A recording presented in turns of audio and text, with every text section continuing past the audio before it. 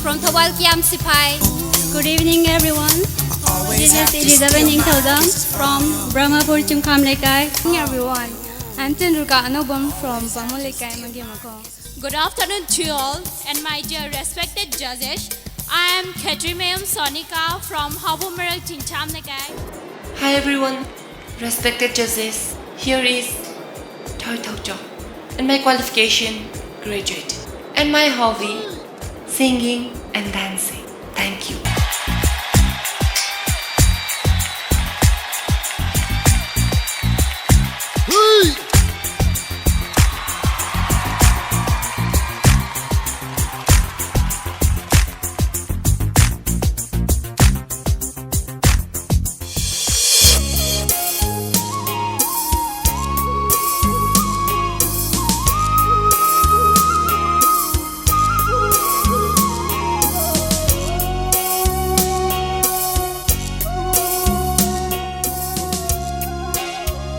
Now, saan na ba tawag siya?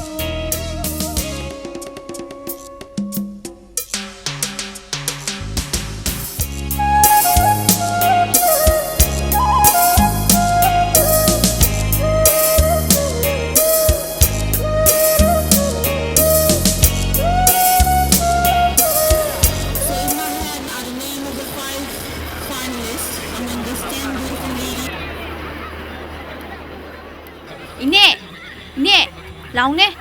Ite ge sigron chang kre. To chang ye ba. Yung lao ne.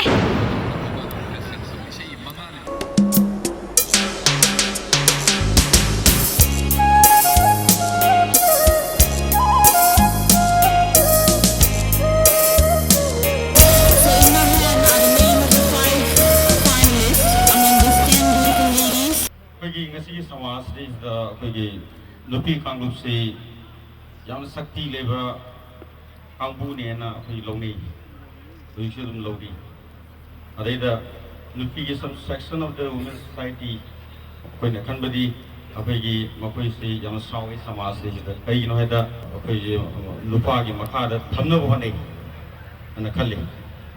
Ado masih matang dekai mod lagi. Aiki mod oina hajar agadi. Hujik matam da leriba nupi singse yamna thak wange maramdi akoigi literature da MK Binodini, sports da akoigi Mary Kom Sarita adum oina masi ojaraga su khara hanjan ba mafam da di nupi singbu hanthane yengi ahinga thengbada nupi singbu maning tamna chatpa ngamjadi nupi singbu imung manungi household work ngakta tawhanduna nupi di kana dabani mayung pan gi dabani haiba wakhalon se thammaga nupi singbu lairik lai suning thina tamhandaba maning tamba bi dabase masi ai yajaningde Manipuri se tongan bakanglup singna pundawa lamni hojik jati kanglup sing si wakhal manana leiri sida nangi kai mot lai amadi hariba jati kanglup sing si nungsi sanana leimina na wahana wada nupi bisingna kai thodang lobiya hojik akoi communist se akoi kano tawraga lai haijaningde Nupigi gunsingda malemgi miyamda nainaribasi karino. Thank you, ma'am, for the question. Nupi nupa, ishona sembada, nupi ni hena, akhanana, semambadauna tawe, maramdi, nupi da, taibang shumatpa, gun kaya, ishona pibirami, magunduna, malem sida, ima haina ming tholaga, miyam na khang naribani, masida mina mi bunung shiba, chiko na konba, ngakpi haiba, migi thamoy inghanba, adugumba gun maya mayaw. Masinoy batay. Taibang sema mapuno pao. Nupigi pasabada ngawi hainaribani. Thank you. Thank you so much, Toy Tok Chong. That was indeed a beautiful answer. World si yamna sapat le. Medical science ki mateng na sidi. Ako'y na kumnamdaba ningdaba kaya ma. Kaya ang matong na may palang matong day ako'y kunsi maril sa ito kimatig nungay re.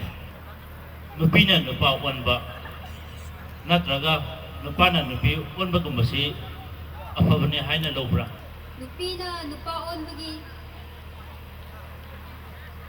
thongse yazani hain lawi maramdi jawr nupa nupi oibagi apamba ado mokhoida phanganbado ai modu yang hain khali. So among the 5 finalists, names of 3 girls are in my hand right now. One is second runners-up.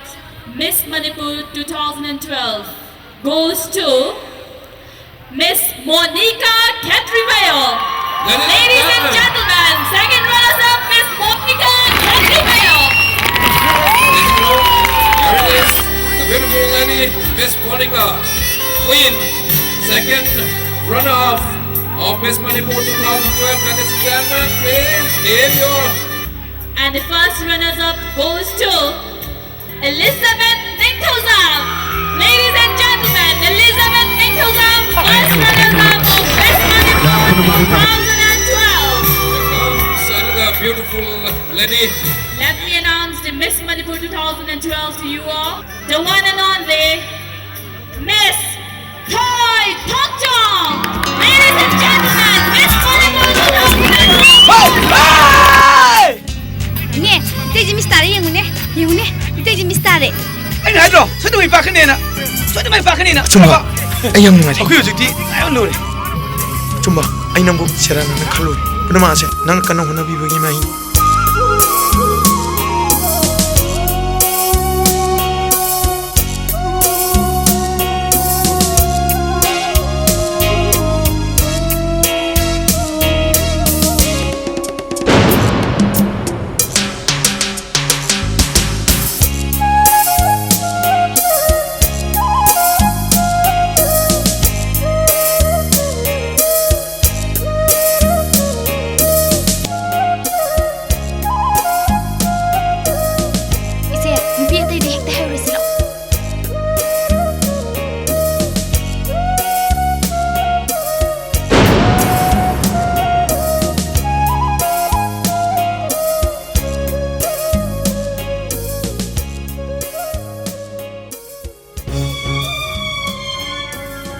Ningro, nupa na nupi sabi sina mista ki base.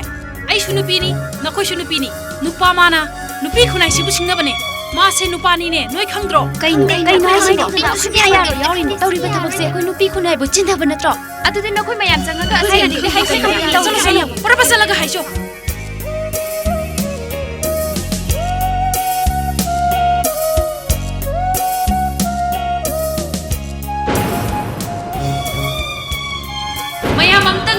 Ngasigi Miss Contest ase sugya ya zaningdi nupana nupi sabimna Miss ta ba habase masi samaj ki yegna ba mani masi mayam na bisar Kaiku.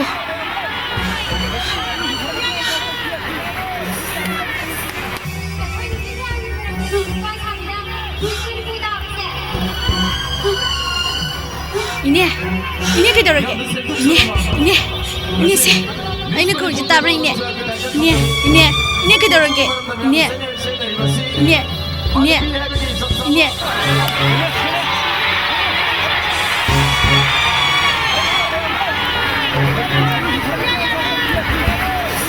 Ma'am, pura puning sengam tu tabiyo.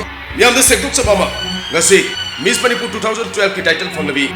Thoi thokchung ni maram da ma'am se cheneri basi. Mang lupi ni hai bagi sab saba clarification, doctor certificate, document singba. Ko pistali. Hoi, warim tu sasila.